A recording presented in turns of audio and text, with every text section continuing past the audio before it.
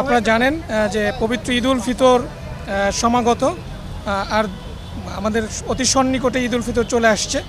তো অলরেডি সরকারি ছুটি শুরু হয়ে গেছে এবং এই ছুটিকে কেন্দ্র করে আমাদের ঢাকা থেকে এবং বিভিন্ন জেলা শহরগুলো থেকে সাধারণ মানুষজন যারা চাকুরিজীবী বিশেষ করে তারা এই ঈদটাকে তাদের পরিবারের সাথে আত্মীয় স্বজনের সাথে উদযাপন করার জন্য তারা তাদের যে নারীর টানে তাদের গ্রামের বাড়িগুলোতে যাবে এবং সে উপলক্ষে হাইওয়েগুলোতে অনেক যানবাহনের চাপ বৃদ্ধি পাবে। বিশেষ করে আপনারা জানেন যে ঢাকা চিটাগাং হাইওয়েটা হচ্ছে বাংলাদেশের লাইফ লাইন, এটা খুবই ইম্পর্ট্যান্ট একটা হাইওয়ে।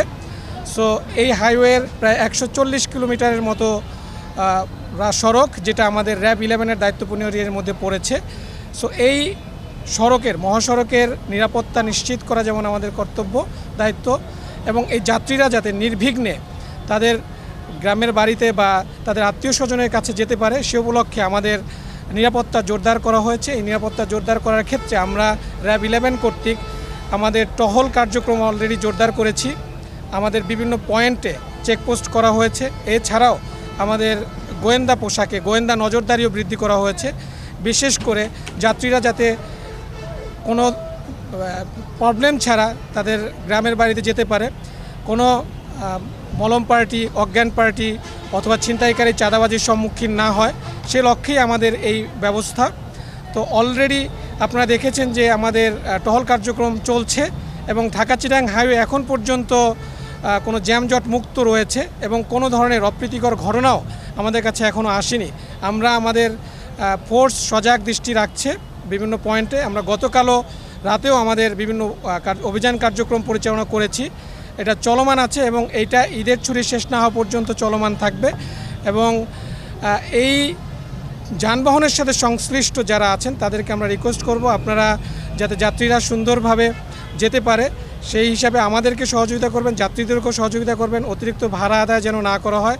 এবং যাত্রী সাধারণদেরকেও বলবো যেন আপনারা নিজেরাও একটু সচেষ্ট থাকেন, যেন কোনো ধরনের অপ্রীতিকর বা এই যে মলম পার্টি অজ্ঞান পার্টির খপ্পরে না পড়েন, যাতে আপনারা নির্বিঘ্নে আপনারা আমাদের গ্রামের বাড়িতে যেতে পারেন সেই দোয়া কামনা করছি এবং প্রত্যাশা করছি।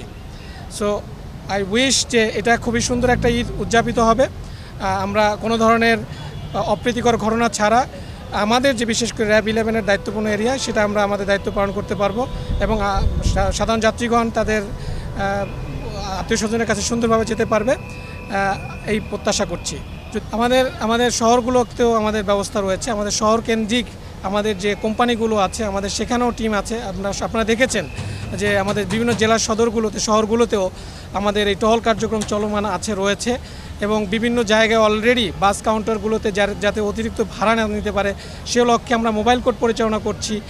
আমরা আমাদের যে সকল আবাসিক এলাকাগুলো যেগুলো রয়েছে সেই সব এলাকাগুলোতেও আমাদের যে সকল জায়গায় ভেহিকেলের মাধ্যমে যেতে পারবে সেটা তো মোবাইল পেট্রোলিং এবং at the same time food পেট্রোলের মাধ্যমে পেট্রোলিং কার্যক্রম পরিচালনা করা হবে।